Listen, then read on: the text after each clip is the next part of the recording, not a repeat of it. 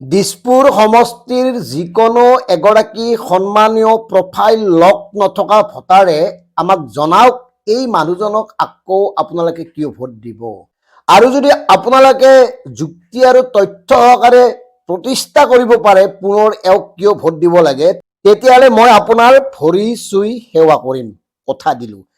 এই অতুল বৰাৰ কোনোবা যদি অন্তৰংগ বন্ধু আছে যিসকলে অন্তত অতুল বৰাক কিছুমান কথা ক'ব পাৰে মুকলিকৈ, তেওঁৰ কাষত গৈ যিকোনো সময়ত কথা ক'ব পাৰে, তেনেকুৱা কোনোবা লোক যদি আছে আমি আপোনাক অনুৰোধ কৰিছো অন্তত অতুল বৰাক কওক, হ'ব দে অতুল আৰু নালাগে, বহুত হ'ল 85ৰ পৰা 2026লৈকে বহুত হ'ল আৰু নালাগে, বেলেগক সুযোগ দে, তই জাতিৰ কাৰণে বহুত কৰিলি, তই সমষ্টিৰ কাৰণে বহুত কৰিলি, গতিকে বেলেগক আৰু সুযোগ দে, এনেকে ক'বলৈ আমি আপোনাক অনুৰোধ জনাইছো। কাৰণ এই অতুল বৰাই সদ্য অসম ছাত্ৰ সন্থাৰ সভাপতি আছিল, এই অতুল বৰা অসম গণ পৰিষদৰ প্ৰতিষ্ঠাপক সদস্য আছিল, এই অতুল বৰাই 85 চনৰ পৰা 91, 91ৰ পৰা 96লৈকে মন্ত্ৰী হৈ আছিল, তাৰপিছত 2016, 2021 বৰ্তমানলৈকে বিধায়ক হৈ আছে।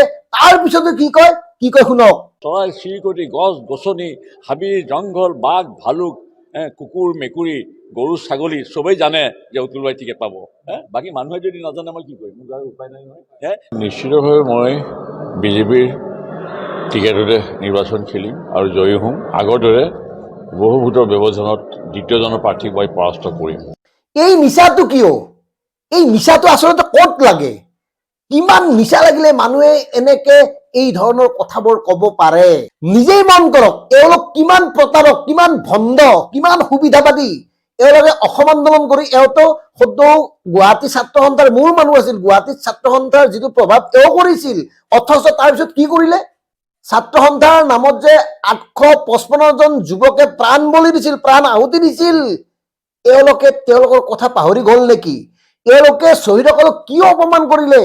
কিয় শ্বহীদ হৈছিল? কাৰ বাবে শ্বহীদ হৈছিল? কিয় গঠন কৰা হৈছিল ৰাজনৈতিক দল অসম গণ পৰিষদ? তাৰ কথাবোৰ এওঁলোকৰ মনত আছে নে নাই? নাই থকা হলে এওঁলোকে গেৰুৱাকৰণ নহলহেঁতেন। নিজস্ব যি সামান্য নীতি আদৰ্শ আছিল এওঁলোকে জলাঞ্জলি দি 2013 চনত গেৰুৱা বসন পিন্ধিছিল।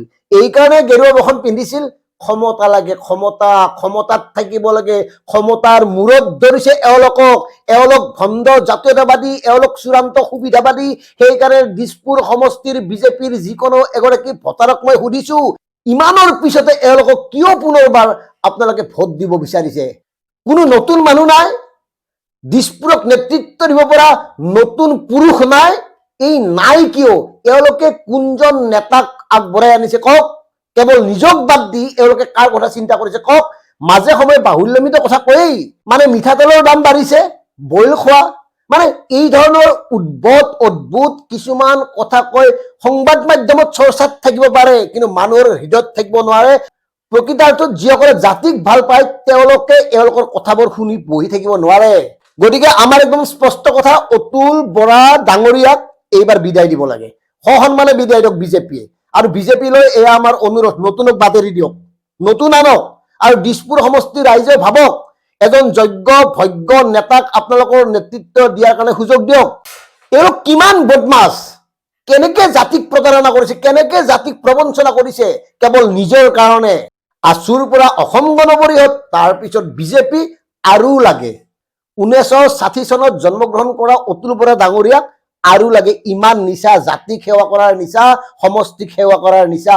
গতিকে প্ৰিয় দৰ্শক, কথাবোৰ চিন্তা কৰক। ধন্যবাদ। জয় অসম।